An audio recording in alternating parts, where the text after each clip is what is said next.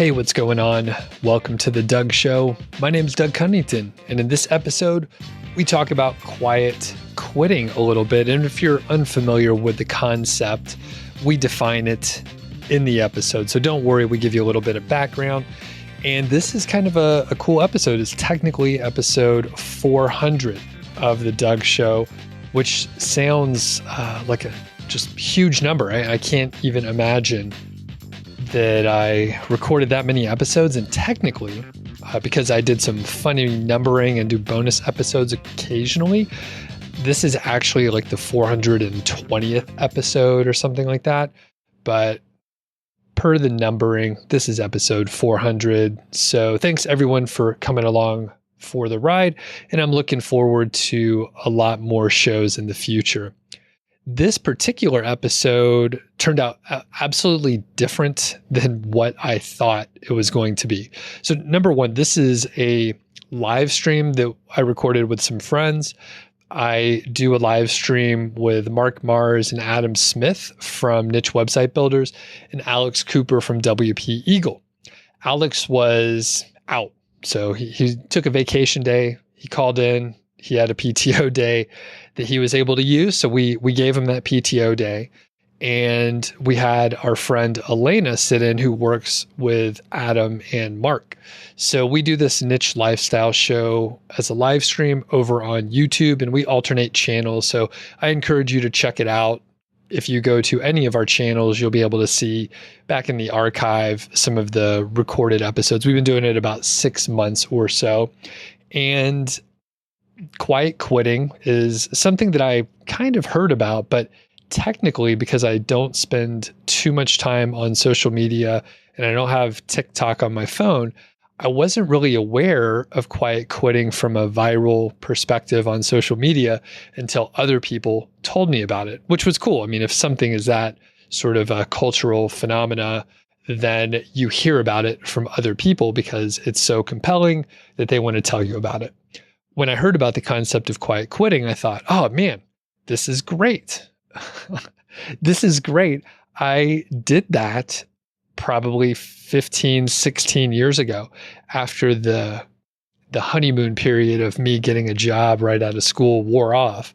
I then became jaded and tried to play along with the corporate politics, but it really wasn't my speed. And I kind of limped along for a few years until I got laid off. And it turned out to be a great thing for me to get laid off. Anyway, quiet quitting was the topic for this show, and I kind of expected that we would mostly agree. I was absolutely blown away that I sort of stood alone. Elena, Mark, and Adam all sort of felt like quiet quitting was fairly negative. And I certainly see their perspective. But I reference a movie, Office Space, a Mike Judge movie back from 1999 several times. And I think maybe I formed a lot of my opinions about work from the movie Office Space, which was not supposed to be an instructional movie in any capacity from what I could tell. It's satire and kind of pokes fun at, the corporate structure, politics, software developers, and the like. That's an industry I work directly with. So I identified with it very much, even though I was still in college at the time. And then unfortunately formed many of the opinions of work from the movie Office Space. It's like basing your life philosophy on like fucking South Park or The Simpsons or something. Like it doesn't quite make sense, but I just rolled with it. So anyway, it turns out discussions are far more interesting if everyone kind of has a different opinion versus everyone agreeing. So in this case, I felt like it was a little bit of a therapy session. They were asking tough questions, and I am aware of the other side as the, corporation and employer. And Mark and Elena and Adam all asked very good questions. And I wasn't like, I don't have like a strong position in it. If people want to work really hard or not work hard or whatever, that's cool. I don't really care. Do your thing and however it works for you. And everyone has a different set of priorities and values. And I just hope people think about their priorities and values before they, go quote above and beyond for, random companies out there that will potentially lay you off at a moment's notice and don't really care about you at all. Smaller companies are different. We dig into all the nuances here, but I'm super interested in hearing what your opinion is. So if you're watching on YouTube, please leave a comment about what you think of quiet quitting in the full discussion. If you have follow-up questions, you can ask in the comments. If you're listening on the audio side, shoot me an email, feedback@Doug.Show. If you agree with me, if you disagree, if you have follow-up questions, if you agree or disagree with Mark, Adam, or Elena, would love to get your opinion, because I was really surprised that I was the only one who thought quiet quitting was great. So we get into some of the details. I'll link up to some of the articles that can inform you about the cultural phenomena in general. And towards the end, at kind of the very end, I give you some of my pro tips on quiet quitting. Again, I was a bit of a ninja at quiet quitting for many years. I mean, this was circa 2005, 2006. I really didn't last too long with a positive attitude. And maybe it's the darker, more pessimistic side of me when I look back at those years. But it worked out fine. It worked out fine. Everything's great. But yeah, when I think back, I'm like, yeah, it was a little bit negative. It was a little bit dark. I was trying to get out of some of those positions. So again, great discussion. Want to hear your opinions. Before we send it to the show, shout out to Ezoic, sponsor of the show. Their product Leap that helps your website load faster and get green and core web vitals. The cool thing with Ezoic is there's no page view minimum. So once you get your site up and running and you publish some content, I like to have a little bit of traffic on the site already, but you can go ahead and sign up, start using tools like Leap. They have big data analytics that'll help you understand where the traffic's going on your site, what pages are earning the most money from an earnings per 1,000 visitors standpoint, EPMV, and many other tools that, they're rolling out new ones all the time. So thanks a lot to Ezoic. And I think that's it. So we throw it back and forth. And if you hear me referencing what, quote, people say, those are folks in the chat. So if you do want to come and join us for the Niche Lifestyle Show, we alternate it from my channel to Niche Website Builders to WP Eagle. So you could just check in on any of our channels. And we do that on Wednesdays, 8 a.m. Mountain Time. So it's a bit early for me. I'm a little rough around the edges that time of the morning if I don't wake up super early and work out ahead of time.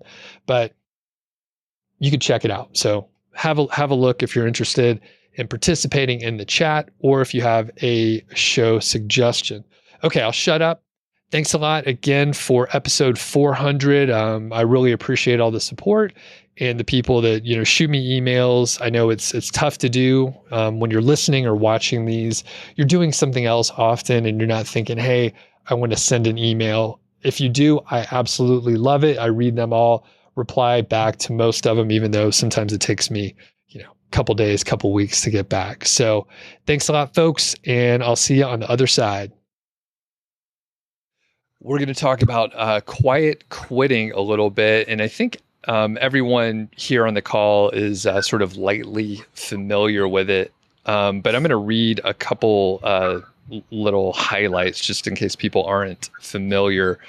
And technically, I'm not really on social media too much, but apparently quiet quitting got very popular in like TikTok and Instagram and the social media area. So I didn't even hear about it until like my wife told me about it and some other people just mentioned it.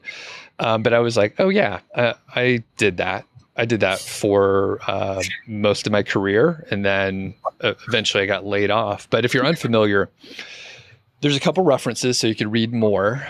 Quiet quitting is broadly understood as a retreat from workplace ambition, and it's not a new concept. And there are some different interpretations, which we'll get into, but under any definition, quiet quitting means remaining in one's workplace while not actively going above and beyond. So that is kind of the general idea. So maybe you're sort of coasting in your job. Maybe you're not trying to do better. Some people take it in like a more aggressive stance, I think, where they're like actively trying to do less. But, generally it's not trying as hard. So I'm just curious, we'll kind of go around. Have you participated in quiet quitting? And let us know in the chat too, if you've had periods or maybe projects you were on or jobs where you were like, I'm kind of checking out from this. So we'll start with you, Elena, and then we'll kind of go around. One of my jobs as a chef, because I used to work as a chef before I went into SEO, and it was my job before my last one as a chef. And the owners were just absolutely terrible. Like, they were just really bad and not paying me as when they should have paid me, and like they're taking money from my pension when they should have paid me and stuff like that. So it's something really dodgy. And there was a period where I said to myself, well, this is enough, it's enough. And I just started giving the bare minimum at work, which I don't like to do. But in that case, I just felt like they didn't deserve my maximum. And I also had to give 6 weeks notice when I was leaving. So during those 6 weeks, I literally did literally the bare minimum. I'm not proud of that because I'm not the type of person I like to do that, but they didn't deserve it. And I think that's the only time really where I did quiet quitting. And I did it before I gave my notice. So it was like probably a month or two before I gave my actual notice in. So yeah, I've definitely done it. And I've definitely observed people who have done that as well at work, in certain colleagues where they just don't try. They don't even try to like do something on their own. They're just like, I don't know, you just assign them something and they'll just do it. But like, if they don't understand it, they wouldn't ask questions. You can just tell they're not trying. And I think for me, that's like a sign that they're just not. They either hate their job or they just don't really care and they're just there for whatever reason. But yeah, this is kind of my experience with quiet quitting, I suppose. Okay, cool. And then how about you, Adam? Yeah, I don't think I've ever quiet quit. I've never quiet quit a full job. But I've quiet quit on projects within jobs, I think, where it's something I don't like or something I just can't see working. I can see Mark smiling because I probably quiet quit on some of our projects, and I need Mark with them if I don't believe in them. But I think there's different levels of quiet quitting as well, because like Elena said, I think this is not a new thing. This has been around for a long time, and it's become popular now because of TikTok. I've seen the TikToks, people saying they're quiet quitting and stuff, but really, like, it's just people who don't take pride in their work or aren't engaged in their work. And I think that comes down to two things. One is them as a person, but also it comes down to the company and the management. Like, if you are not being engaged and you're not being pushed and you're not being managed from a kind of company perspective, then what's the incentive? If you've not set targets which are ambitious but achievable, for example, then you're never going to push yourself, and you might get into that lull of, well, I'm doing all right, I'm coasting, nobody's on my back, nobody's watching. So I think it works both ways. I think there's onus on both sides for quiet quitting. All right, interesting. And I like how you quiet quit on projects. I mean, that makes sense. I mean, we all, like, if you lose interest in it, then it makes sense. So how about you, Mark? Yeah, I find it a really hard concept to kind of get my head around a little bit. Rather than quiet quit, I'd rather just quit and then find something that engages me. Like, if I've got to the point where I'm just turning up because I'm not engaged enough in my job, I can't think of anything more miserable. To just turn up because you just dislike what you're doing. You're so disengaged in your job that you spend 40 hours a week doing, that you will just rather sit there and quietly do the minimum than actually quit and find something that's going to engage you and find you more interesting and you want to be passionate about and you want to do more work for. So for my personality type, like, I find it really hard to even understand that as a concept. Like, either if you don't like it, get out, do something else. If you do like it, then it should be something that you're passionate about, and then you don't want to quite quit. You actually want to progress. You want to get further. You want to do more things. So The whole concept, I find a struggle. I now want to hear how Doug quiet quit for years now. Then, given that. So, this is great. I have a completely different take. I am shocked by all of your responses, and the thing is, you guys saw Office Space, right? You know Office Space. Is that the Superstore one? No. Oh no! I know. This is that the guy 1999 Mike Judge movie. Yeah. So basically, the bare minimum is exactly what you're supposed to do, right?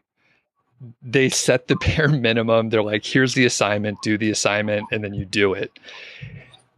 The companies, so I'm taking an approach where it's like the corporation is giving you the bare minimum. They're not giving you good raises.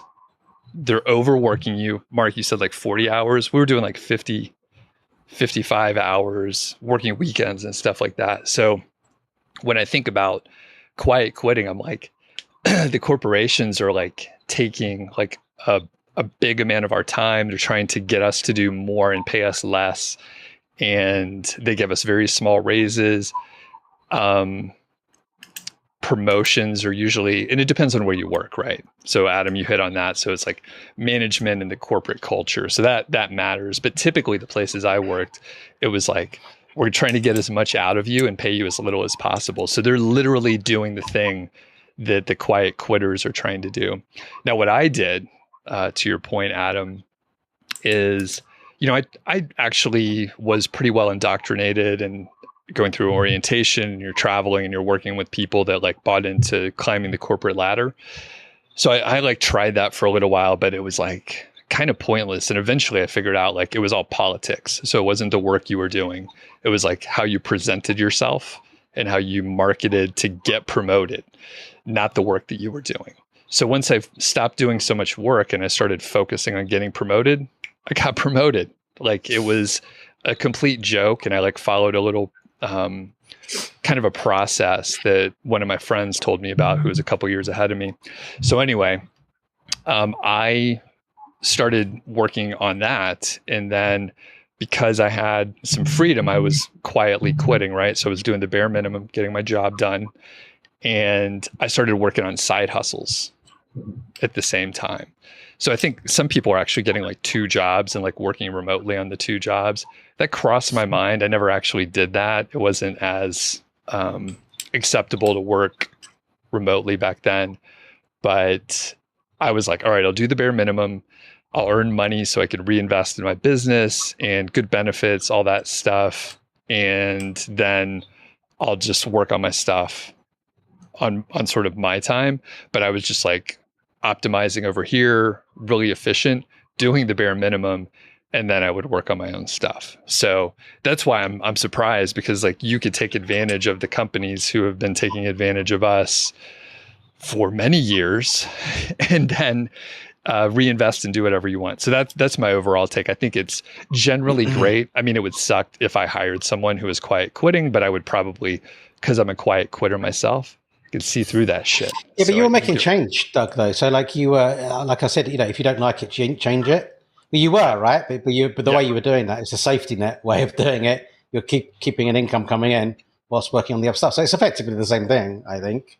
Right. I guess you had to quiet quit because you couldn't afford to like just quit, I guess, at that point. So right. But you weren't just sitting there going, I mean, when you think about like all the greatest things that humans have done over time, you think like pushing the boundaries of change and I don't know, and technical challenges and getting to Mars. Like, just imagine like the workforce all doing that. Like, yeah, we're going to do it by doing the bare minimum. We're going to get there, and the whole thing's crazy. Well, and I think, and I think like maybe you guys are thinking more of like you're the corporation, you're the employer, but I'm like, I want to work for myself, and I'm like, I don't want to put up with the BS of politics. And I feel like the people that are getting most upset about quiet quitting are the people that have a lot to lose from it. And they're like, oh, we don't have the leverage or power dynamic that we had before. And people can go and get another job or just say, oh, you know what? Like, I'm going to do the bare minimum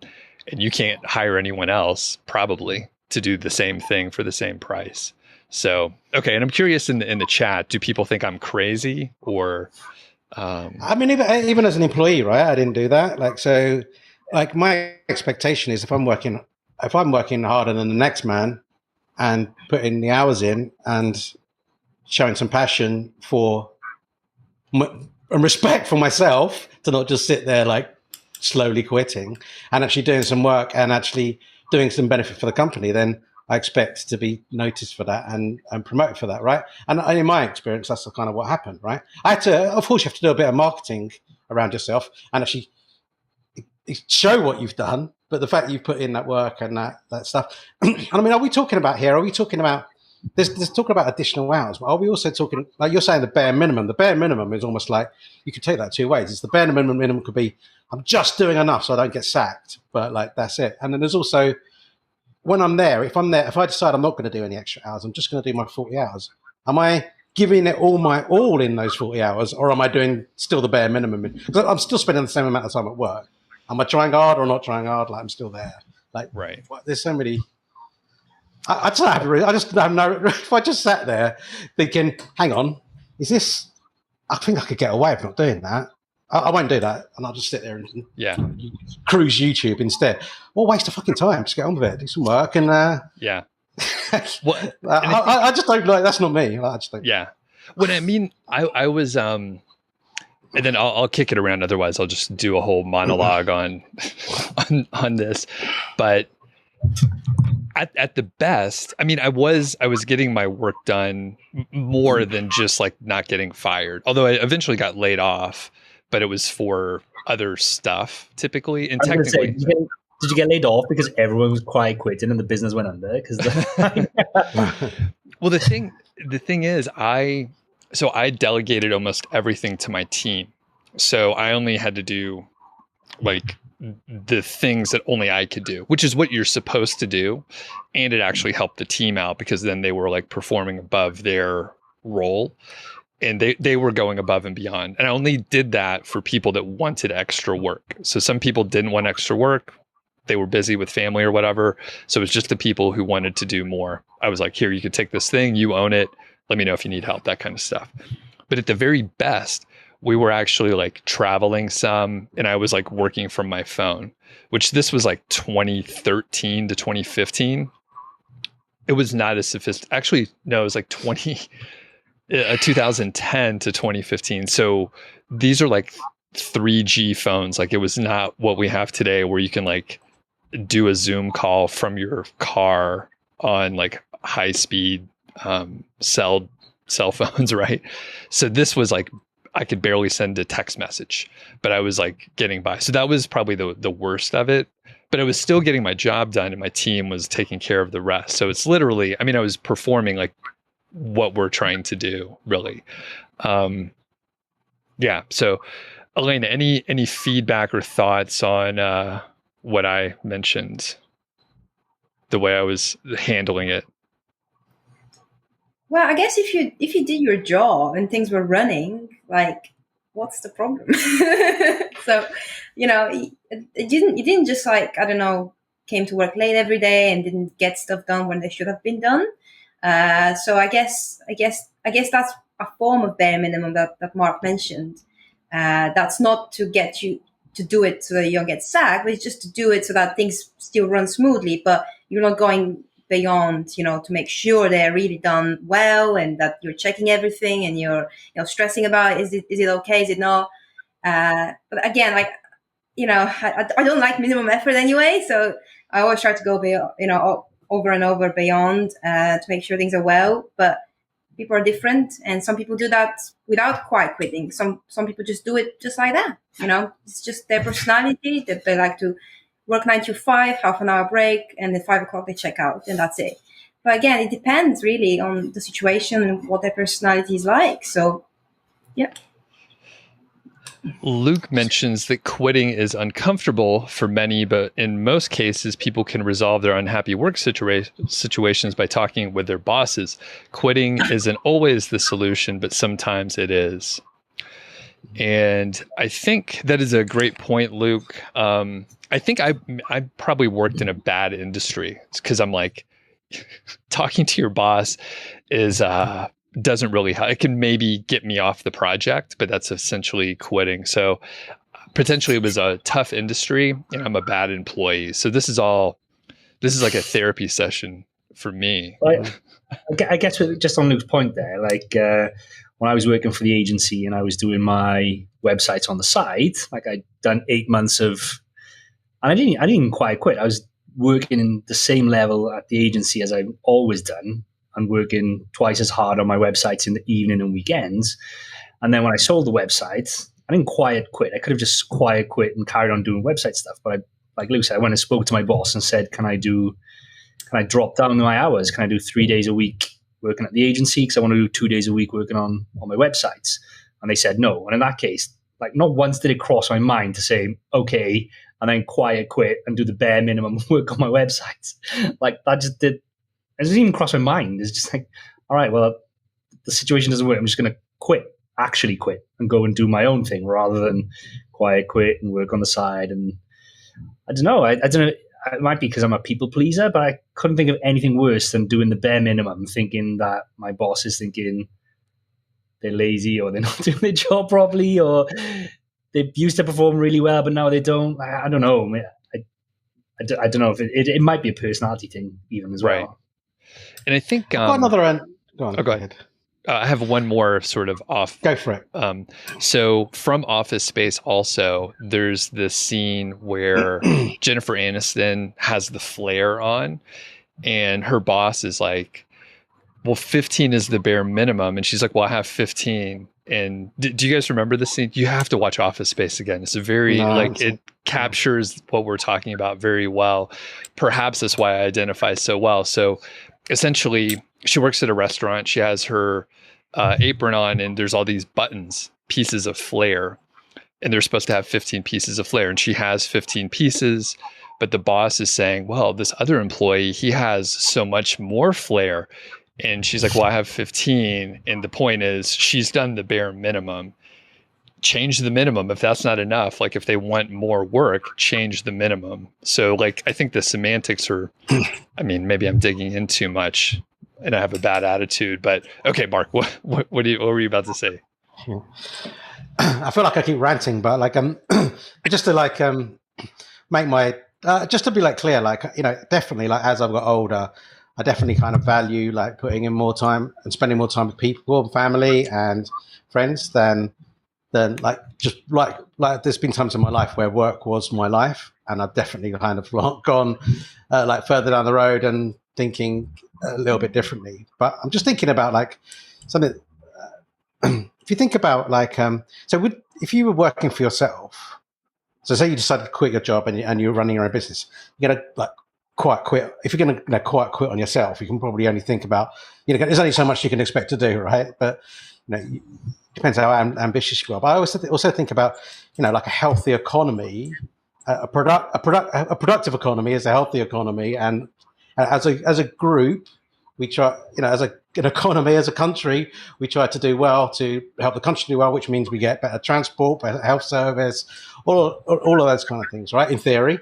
But also the same for a business, right? If a business is all of those employees are productive and motivated and working hard and want to work hard for the business, then the business does well as well. And then in theory, that kind of filters back down in kind of like remuneration and benefits and kind of all of those kind of things. And I always remember there was going to the extreme when I was just starting my working life and I was quite sort of passionate about working. I had a friend who was the total opposite to me, and he was a best friend, but we kind of fell out on this. Like he just wanted to get benefits, right? He just wanted to sign up for benefits.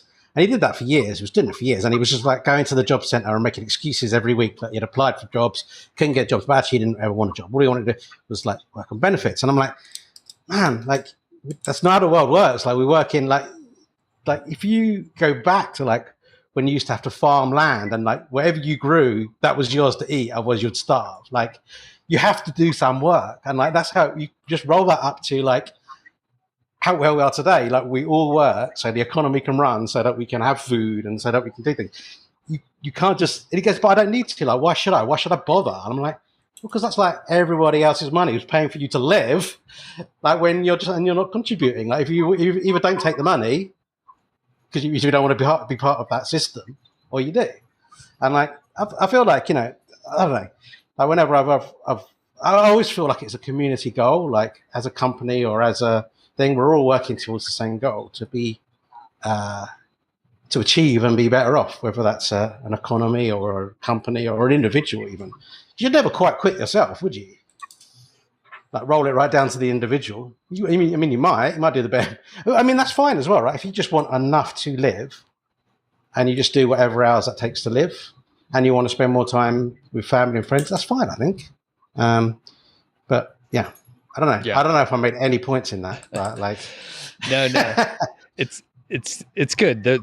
Like this is a good discussion, and it's much better, I think, if we don't all agree, so that there's actually some discussion. So we're pushing back and forth, and this is fantastic. It's much more interesting to listen to this discussion than if we all just say, yeah, I agree with exactly what you said. Sonia brings up a great point here. We're just doing the minimum because we're getting paid to do the minimum. If you expect employees to go above and beyond for your company, then you should go above and beyond for their growth and benefits. And I think that is, really well said. And that's what I didn't feel when, you're like, hey, can I take this training? And they say no. Or the benefits aren't that great. Or like I mentioned, raises were typically pretty terrible. Jason also mentions here that I am not crazy. Large organizations especially breed this lethargy in workers, and there may be some differences in the US versus UK, Europe, etc. So that could be something we're detecting here too. And I worked in an industry where it tends to burn people out, and it's really easy to like, go all in and try to do the corporate stuff, but people burn out when they don't get results, even over, the course of like a few years and stuff like that. So there is like a big sense of like dissatisfaction. And one super interesting thing is right when I was quitting at Accenture, right? So I worked there for a couple of years out of school. I was burned out. I was, unhappy. As I was leaving, like my last 2 weeks, someone new started. So he was pumped, and he was probably, I was 25 and he was like, say 38, had a couple kids. He actually went back to school. So he went back to school, got a degree, got this great job at Accenture, and went through orientation. And he was absolutely so excited to work there. And our conversations were probably insane. Like he was so excited, like, oh yeah, like what is it like to do this and that? And I'm like, it's okay, but like it really sucks. So he's pumped and excited, and I'm like, I can't wait to get out of here. And as soon as I put in my notice, like many companies, they're like, you're off the project. We'll pay you for the 2 weeks, but like you can't stay here anymore. And they like take your laptop and all that stuff. So pretty crazy. Okay, we got a couple other chats just here. To go back to Sonia's point, though, if you can pull up that comment, Meg. I guess the question in my mind in that situation is, if you feel like you're worth more than you're currently getting, why stay in the current job? If you feel like you are worth more than the employer values you at, why are you not exploring that rather than just quiet quitting and settling for where you are? Why are you saying, well, pay me more and I'll do more? You go and find a job that pays more and where you feel like you value and utilize your skill set. I never understand why people are staying in a job short term, fine, but prolonged term in a job that they don't feel valued in and they don't get rewarded for the skill set they feel they have, when they can go out and very easily, according, some people are vocally about it, I could get a job tomorrow that pays me twice as much. Well, why don't you? And usually, and I'm not saying this is all the case, but I think usually people overestimate their value and skill set, what they're worth in the marketplace, and they feel like, I'm worth more, but maybe they're not. And then I don't know. I just feel like, why, if I was in Sonia's shoes, why would I stay in a job that doesn't value me and pay me what I think I'm worth when I can go out and get a job that does? I don't know. Or just speak to your boss, maybe, as well. Yeah. Well, Before you do, speak to your boss and say, hey, I feel this is my worth. And if your boss says, I think you have every right to say what your worth is, but I think this is your worth. And if you're not happy with the outcome of that meeting, you leave. Simple as that.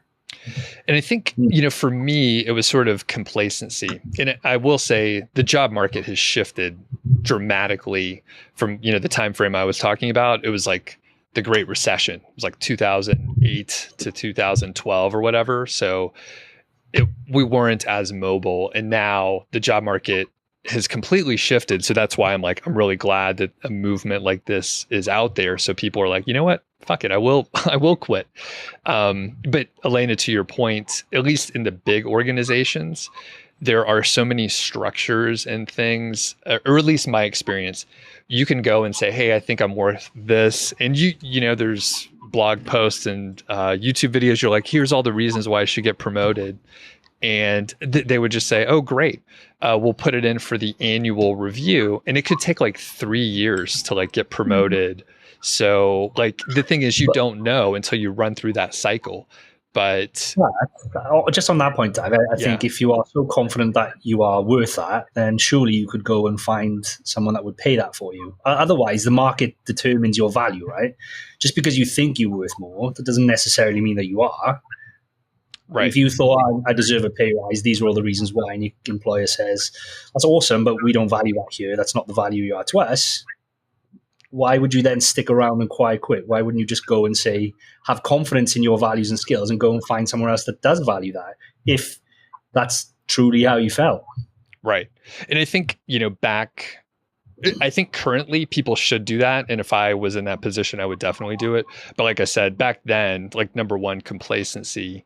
I did leave a job once for that reason and immediately got a raise, right? And the other thing is they keep promising you a little bit more. They're very good. They're very good manipulators too. So they keep promising you a little bit more, and people are lazy. It's hard to switch jobs, or at least it was harder when I was back in it. So I think the environment's becoming more and more challenging for businesses, right? I think there's so many external pressures. I think maybe different for corporates that are only earning billions of dollars a year or whatever, and they've got lots of money. But even then, even giving all of their workforce a small pay rise probably adds up. But there's definitely more pressures in the UK. There's things used to get there used to be good tax breaks for business owners. So if you were the way that you got paid through dividends and stuff versus through PAYE, which is pay as you earn, which is just general payroll, it used to be benefit because you're taking the risk, you're starting a business, you get taxed at a more preferential rate. Well, now it's very, very, very equivalent to an employee in the way that you get taxed as a business owner. But also, this is topical for the UK. Our corporation tax is 19% at the moment, which is the tax for the business. They were going to move it up to 25% in April. They decided they're not going to do that. And then 3 weeks later, they decided actually are going to do it again. So now it's gone back up to 25%. And there's all of these kind of pressures. The business is just trying to do their best and try to survive and achieve and reward their employees. But that's getting harder and harder and harder over time. I think because of the global economy and just actually, how often do you have to keep raising taxes? When is it going to stop? The system that we're in just isn't going to work kind of long term. The way that the world runs is definitely going to come burn to a halt at some point. But I think maybe that's why. Maybe it's my boy. It's more of a thing now. There's loads of pressures on businesses that maybe can't give as much as they would like to their employees, and then the employees are on the other hand are expecting more, and that there's maybe a mismatch there. But it's kind of not the business's fault or the employee's fault. It's just kind of the world we live in now. Right. Fruit Bat Cat says, I can't think of anything more soul destroying than quiet quitting. But then I've been self-employed since 1994. How do you even cope having a slow day like that? So I'll jump in here and say, I think, Mark, you highlighted it well. So when I was quiet quitting for several years, I was doing other stuff. So I was always challenged and learning things. And Mark, you brought up another good point. At some point in someone's career, hopefully, you're like, I have other interests. I'm going to die someday. And like you're past middle age, like I'm past middle age, right? And you're like, I want to do other stuff, not work. So my overall thesis, I think, is I'm cool with the quiet quitting, and I would definitely encourage people to, find another job you like. That's cool. But the best thing is to work for yourself, like Fruitbat Cat Mitch mentions here. And I think probably all of us would say, yeah, working for yourself is a decent option if that's a thing you want to do. But then you have the ability to, Fruitbat Cat, you're talking about having a slow day. Slow days are awesome. Those are fantastic. Those are some of the best days. I mean, you can do whatever you want. So if you're quiet quitting in an effective way, maybe you're spending time outside, maybe you're hanging out with your family or something like that, and you're doing things that are really valuable to you instead of, wasting time in meetings. That's one of the things, right? Like I was in a bunch of meetings, or I was like doing like help support kind of stuff where I was managing a team over a weekend or something like that. So I'm literally just like idling, like I'm not doing anything productive. So most of the, slow days were just me wasting time at work because it was a consulting environment. So face time was really important. So, if you can work for yourself, I think that's one of the best things you could do, because then, you're working on projects you want to work on. Any thoughts on that? Yeah, in theory, if you're working for yourself, then you're doing stuff that you want to do. That's interesting. So, and it's all for you then, I guess, at the end of the day, right? I guess the problem of doing overtime or extra hours or feeling like you're doing more is you're not gaining really from that, apart from maybe like experience, learning, pride, whatever. But someone else is gaining from that. Whereas if you're doing it for yourself, it's all upside for you in theory. Yep. And let's see. On that point, can you get sacked for being pregnant in the US? Because I saw someone mention that. No, you're not supposed to. No. I think I was going to say, I think that's like one of the very protected areas. I think there was probably a time like years ago where that could have been the case. But now, I mean, the company would be in a lot of trouble, I think. And again, couple articles, so people want to check out and read a little bit more. So one of the other sections, it says, what's the deal with quiet quitting? We're seeing the phrase be used in two different ways. One concept is removing yourself from the climb the ladder mindset, or decelerating the career ambition to focus more on other aspects of life. It's usually considered rebalancing. And I think that's kind of the angle that I look at. It mentions also new parents who realize there's so much more to life than working myself to death, and they want to spend time with their family. So that makes a lot of sense to me. And it can be taken to the extreme, and it could be used for people that are not happy with their job and may think my job's awful. I don't like my company, so I'm going to quit putting in effort, but keep the paycheck. And we're talking through the levels. So there was never an issue with like the amount of work or effort that I was putting in. I just wasn't going above and beyond because it wasn't paying off. They were like, you're going to get promoted. And I didn't get promoted. So at some point I was like, well, you guys are lying, or something's a mismatch here. So I was like, I'll coast for a little bit, but interesting. I think the true quiet quitters are the ones you mentioned at the start, Doug, where they, especially in tech, where they get a job and then they outsource it, and they get another job and they outsource it. I saw some crazy stories at the start of COVID when people started working from home about programmers getting a very high paid job and then outsourcing the work to like someone on Fiverr or Upwork, and then getting a second high paying job and doing the same. And they have 3 or 4 of these high paying full time jobs and they don't do any of the work themselves. Yeah. I'm glad we didn't have those sort of things when I was doing my stuff, because I probably would have tried that.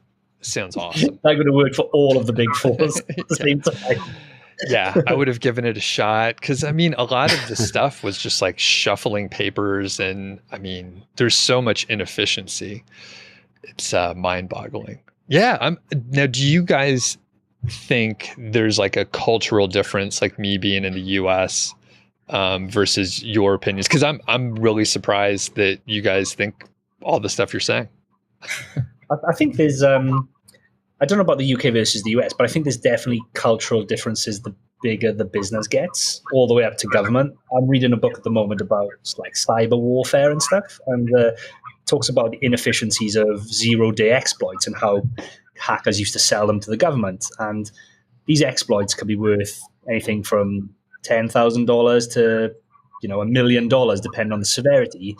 And they would sell the same exploit to 5 different agencies in the US, and there was so much red tape, they wouldn't know that they've been sold the same exploit 5 times for 5 million, when if there was less red tape and they were more organized and they was. So I guess the point is, the bigger the company, the less efficiency there is around there. And I think that also may transpire into maybe a less engaged workforce, or less priority on individual targets rather than group targets, which allow people to coast and quiet quit. Whereas if you just got yourself and one employee and they quiet quit, it's very easy to see and do something about. If you've got 100,000 employees and one of them quiet quits, how do you find out? Like, how do you see that? I think there's just that bloat then. Yep. What about you, Mark? I don't know, because it's hard because we haven't worked in both places. I mean, I've got friends that now work in the US, but they moved over. They worked in Microsoft in the UK and in Microsoft in the US. So I don't know if that's going to make any difference. Really, I know a guy works for Facebook now, but they're major corporates. I don't know. I haven't worked in both places, so it's hard to make a comparison, I guess. Okay. Elena? Technically speaking, though, Americans are all about work, I think, and stuff like that, because they get less vacation days than the UK, from what I've heard from some of my American friends. So technically speaking, they think they do work longer hours, but I guess how much are they actually working? That's the question. But yeah, I think there is differences in terms of ethics, probably, in terms of how many hours you work over there. But again, I just heard Mark say we haven't really worked there, so it's hard for us to compare. But based on what I've heard, they do get less vacation days and they do work longer, from what I've heard. But yeah, this is just based on what I've heard. Mm-hmm. Yeah. Okay. Interesting. And I think, maybe one of the other things is Office Space did come out in 1999. So right when I was in college and doing internships and stuff like that. And it was like formative years. So like I really identified with the movie, and I mean, I was a software developer, right? So like it all tied in together. And yeah, I think maybe I took a lot of cues from that movie, which is maybe not the best place to take it. But I mean, it served me okay, but maybe I have a bad attitude. And the thing is, I can't imagine working for another company again. And for me, that's great. But for other people, I know that's not the thing. Very interesting. Okay, and Fruit Bat Cat says rebalancing sounds far more attractive. That's why most people go into self-employment in the first place. Being in control of your leisure time is more important than control of your work time. Yeah, cool. Very good. So any other broad thoughts from the crew here? Just on that point, I think that it depends when you're self-employed, when you're working for yourself. Sometimes, in fact, most of the time, you end up working more hours because, with having a full-time job, if you don't work a day, you just, you don't just do the bare minimum or don't do anything at all, you can get away with it and still get the same paycheck at the end of the month. But if you're working, trying to keep the business alive and trying to bring the money yourself, I think sometimes you work a lot more than you actually think.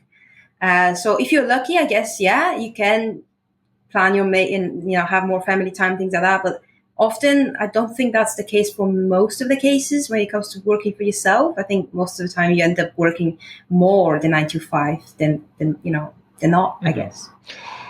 Perfect point. Yeah. Like it's not that I'm lazy. It's just the work that I was doing was like pointless. It was very pointless. So yeah, 100%. Like, I mean, especially if you're going to work for yourself, like chances are you're going to put in a whole lot more effort. You're going to want to do it. So I mean, I think that makes sense. It's not that I'm lazy. It's just, I don't care, which is a quote from Office Space too. Can I ask you a question then, Doug? And this is just, I put my business owner hat on now. Like, if you own the business that you quiet quit at, how would you feel with your as a business owner that your employee quiet quit? How would that make you feel? So one of my employees quiet. Yeah, you own the business that you quiet quit at, basically. So one of the employees there, you own the business. And you own Accenture. Yeah. Hold on. Are you saying I am quiet quitting on myself? No, you own Accenture. And one of your employees and you did. Yeah. I would. Okay, so flipping it around, I'm the business owner. So, one, a lot of people in the chat have mentioned like, oh, you want to make sure your employees are happy and they're fulfilled and blah, blah, blah. And like, I actually do that with a couple of the VAs. Like I literally give them new stuff. I'm like, hey, I know you're going to get bored if you do the same thing all the time. Do you want to learn graphic design? Here's some training. Like I give them new stuff to add variety for that reason, to be continually challenged and so on. How would I feel? So, personally, I would probably feel a little sad, but if you're running a business, right, and this is the equation, it's like, am I getting more value than I'm paying that employee? Yes or no? And it's like, okay, I'll keep that employee. If I think I can get more value from another employee and pay less, then perhaps I go after them. There's other value components too. So it's not just like direct ROI. There could be cultural value or something like that, but you would have to, view it like that. And I think that is what, especially a big corporation, like they have to view you as a number and they have no clue. And people are like, oh, my company's good. My manager really cares about me. Your manager might care about you, like your direct manager, but like you go 2 levels up, they don't know who you are. They don't care. You're just a number, and they're like, oh, we can save this much by not giving a full raise. And then we'll swing the bonuses a little higher up in the org chart like that. Those are the discussions that happen. So yeah, did I answer your question? I feel a little sad personally, but like if you're running a business and your metrics are like, are we earning more money? Are we getting more value than we're paying out? Like that's how they make the decision. Yeah. I guess flip it back then as an employee, how would you feel that your boss is thinking of you like that? And if they could find someone else, then they would get rid of you. Like, would that make you feel sad as an employee? Do you think that would stop you from quiet quitting? Or would you just think, well, I'll just get away with it for as long as I can then until they do that. And then I'm pushed out the door and then I'm forced to make a decision choice. This is literally what happened. Yeah. I was like, I'm going to work on my side stuff, do the bare minimum. And then eventually they laid me off. So, I guess then in the back of your mind that at some point, once you quiet quit, I say at some point, there's a very likely potential that the employer is going to realize what's going on there, and then you're going to lose your job, and then you might as well have just quit and found something you like anyway. The reason why I got laid off is because I didn't give a fuck. So I was like a lot more vocal. So I was doing like entrepreneurship stuff in the company. So I had a lot of autonomy. So I was like, let's test this. Like I stopped asking permission from my boss and I was like, let's restructure the team a little bit and see if it runs more efficiently. So I was doing like cool stuff that was against the grain, and that's why I got laid off. So I made the job more challenging and interesting for myself without approval. They don't really like that. So I'm a terrible employee. Unless, if it was like a startup thing, like that's what they would want. They want someone to like make a decision, test it, and then tell everyone this worked or didn't work. We could roll it out. A couple things worked and we did roll it out. But like some things like didn't work, or when they found out about it, they didn't know if like it wasn't clear if it was working. Certainly, I was trying things, so not everything worked. But you're potentially right. I don't think I was ready to like quit the job at that point. So everything just timing wise worked out. But yeah. Did you feel sad when you were let go? Did you feel like, oh shit, like maybe it's because of this, Did you ever reflect and say and think to yourself, maybe I let them down, or maybe, you know, you ever reflect? Yeah. It feels like a counseling session. I don't think I was thrilled. I was actually pretty happy. And I was like, I'm going to have a chance. Because like I said, I was doing side hustle stuff for a couple of years. So I was like, I have a chance to, you know, try it out. And it worked out great. I mean, it worked out fantastic. And as far as like them being disappointed, I didn't care too much because they were my adversaries, unfortunately. But there's a specific time that I'll tell a quick little story. So I mentioned we were doing like shift work at times and sometimes working on weekends. So that was just a project. And sometimes I'd have to work from like 6 p.m. to, 2 a.m. and sometimes on weekends, and it was largely idle. So it was just like I was the manager and I was there with the team and all that stuff. So I wasn't doing much. And it was Christmas Eve or the day before Christmas Eve. And they were like, oh, we need you to come in tomorrow. We know it's last minute and we need you to do one of those crazy like night shifts. I said, no, I already have plans. I'm not going to do it. And they were like, well, this is not going to reflect well on you. And your review is going to be bad. And I was like, that's great. That's great. Can I never work with you again? I mean, I didn't say that, but I was like, okay, I understand the consequences here, but I'm going to spend time with my family. So it was like a very clear decision. And, you were asking Elena, did I disappoint them? What do I think? Did I reflect? It was a great decision because I took a stand and I was like, I'm not going to do this. I got a bad review. I didn't have to work with those people anymore. And they probably weren't going to bring me back on. Maybe they actually respected me more because I was like, fuck that. I'm not coming in again. You guys are crazy. You keep like adding one more day on. So again, maybe I had a bad attitude or something, but for me, it turned out fine. And I don't dwell too much on the past. I'm usually forward looking. So yeah, that's for the best, I guess. Yeah. But it worked out well for you, which is the most important thing. I think talk to your bosses though, definitely if you work for a smaller company like ours, because good employees that are ambitious and passionate are hard to find, like truly good ones. And like if you want, I know Elena like showed like really good, like she was really kind of motivated and like ambitious, and we've had like conversations with her like along the way, and we've kind of shaped kind of a role for her and shaped things so that she can grow as a person and do things that she enjoys at the business, because we value her as an employee and as someone that we want to keep in the business as well. So I think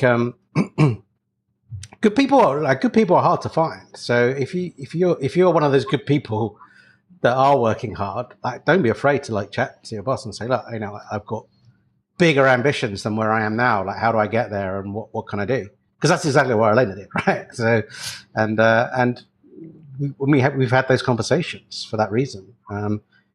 It's a bit harder when you're at corporate level, when you have to talk to your manager and he's only got so much that he can do. But like,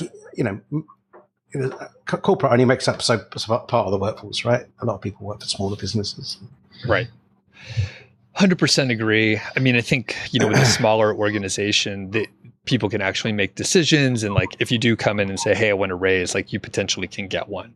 But I always worked at huge corporations with like 100,000 plus people, which, I mean, honestly, it was perfect for me because like once you get into the middle management. So pro tip for all the quiet quitters out there, or if you want to get into it, I have some actual great tips. All right. So one, if you could hit the middle management area, that is perfect, because you can delegate to your team and you can kind of coast. There's a lot of waste in that sort of middle management area. And I think it spans, maybe like a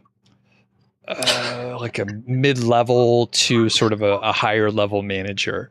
And even when I was working, we had these chat apps and it'll show like if you're online or not, right? And it's based on moving your mouse. Everyone familiar with this? No. Familiar with this? So, you move your mouse and it shows the little green icon. If it's idle, it's orange. And what you can do is get, it's an app called Auto Mouse Mover. something like that. And it'll just move the mouse, like the cursor, like 1 pixel over, like every 10 seconds. So it looks like you're online all the time. If you don't have that or you can't install, you can get like a oscillating fan and then like, tie the mouse so it's always moving around on your desk. So just a couple Holy shit, tips. Doug. You've thought about this. The other thing. It's all over TikTok. There's loads of people doing this. So there's loads of actual TikToks of people getting caught using this, though. Yeah. So you got to. So somebody the other day said they got called in by HR to ask what application was running. The network had picked up this application they installed, and it was something like, I don't know, it was of course it was like lazy.exe. And they were like, what is this? Just do it on your computer. Yeah. So you may, go old school, go analog, get yourself an oscillating fan, and it'll just go back and forth.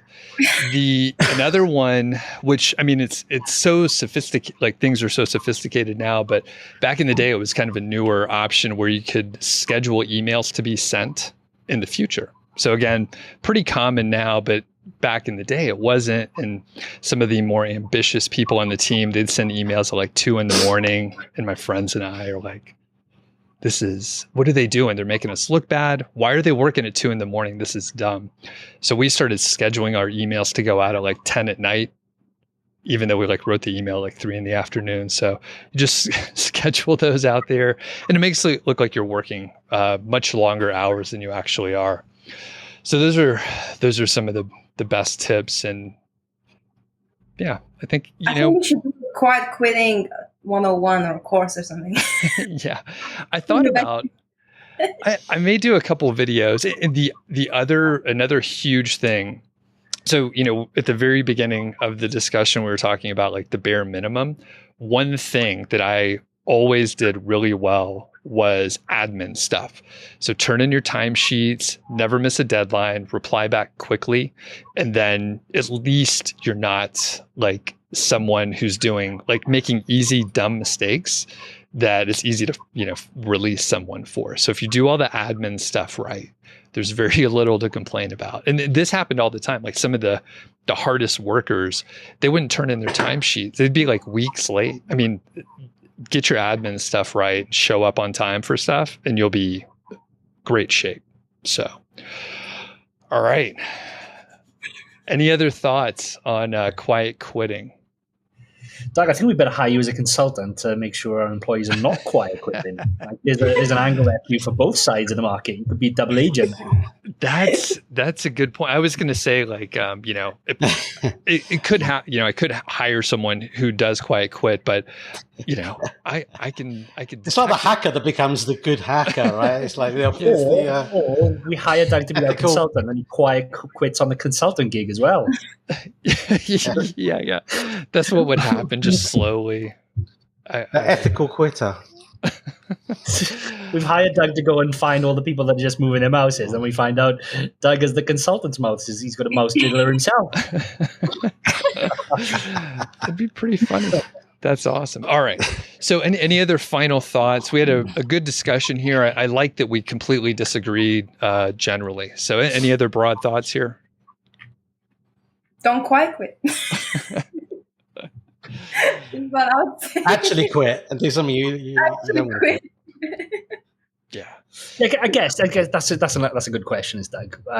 When you were quiet quitting, it felt like a safety net. But do you think you would have been further along in a quicker time space if you just quit and took the plunge and went full time into what you were doing, or like do you think it hampered you quiet quitting and doing it part time while you were quiet quitting? Like, I guess I'm trying to work out. Yeah. Was it the best decision, or would it have been better for you if you had just quit and done that straight away? I think for me, it probably would have been pretty close to the same. So as I mentioned, towards the end of my corporate career, I was actually testing ideas that I was learning from podcasts and like the 4-hour work week. So I actually was able to take those ideas and use them in a much bigger organization than I would have on my own, which was pretty valuable. So I think for me, just because of the timing of things, it actually worked out well. I also started like volunteering to do like big presentations and just doing extra stuff that technically was above and beyond, but it was stuff that I wanted to do. So I was like trying to take things that my bosses were doing. So that it was helping them out, but I learned some stuff. So Adam, I think you're right though. Probably most of the time, like if you just quit and get rid of that wasted brain space and energy and work on whatever you want to work on or get another job, you're probably going to be better off. I said, the job market was a little bit different back then, and I didn't have like a really good option to switch to. And I mean, like I said, complacency is really, the enemy here, because I probably could have interviewed a bunch, but I just didn't because it was extra work, and I just didn't. It was easier to just stay where you're at and coast. Yeah, for sure. Yeah. So broad conclusion, maybe actually quit, if you have the ability to quit. And I would say if you want to test out the quiet quitting, it could be kind of fun. You'll have stories to tell. It's all right. I guess if you don't have the ability to quit, then speak to someone first and foremost and see, is there does your employer value the same way you view yourself? And if they don't, think about quitting and finding someone that does, I guess.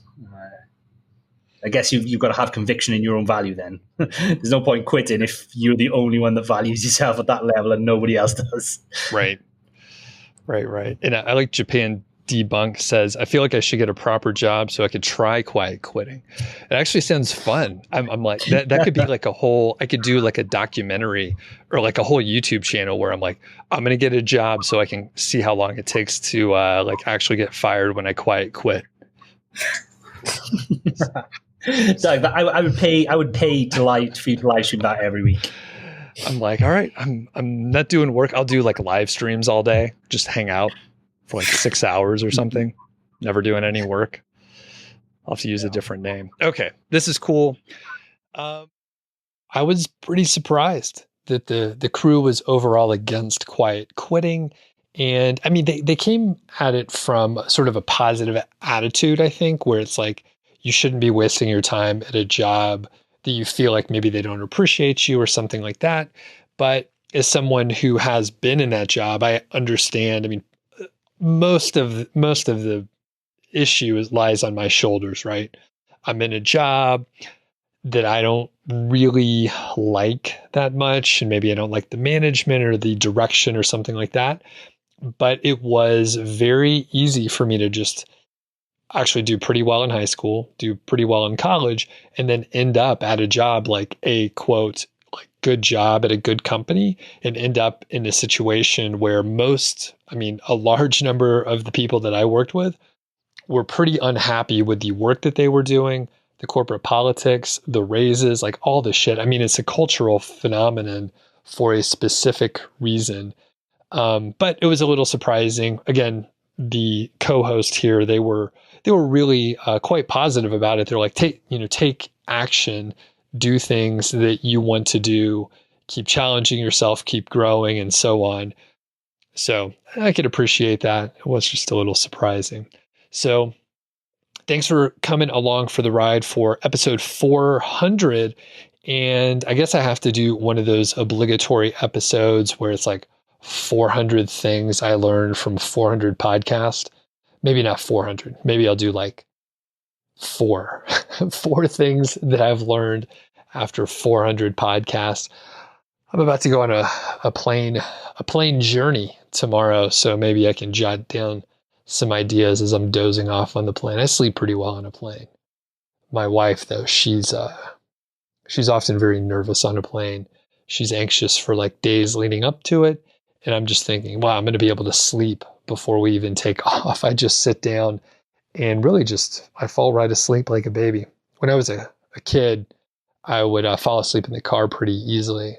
And not just a kid, actually, if I'm riding in a car nowadays, and I'm, not driving, of course, I will doze off if I let myself. So again, you can leave your thoughts either as comments on YouTube, or you could shoot me an email, feedback@Doug.Show. And if you have any show suggestions out there, would love to hear them. So you could just get in touch with me, feedback@Doug.Show. And I think that's it for today. So we'll catch you on the next episode. And be sure to subscribe if you are not subscribed already, either your podcast player or YouTube, just wherever you're consuming, hit the subscribe and make sure that you'll get the new episodes when they come out. So thanks a lot, and we'll talk to you later.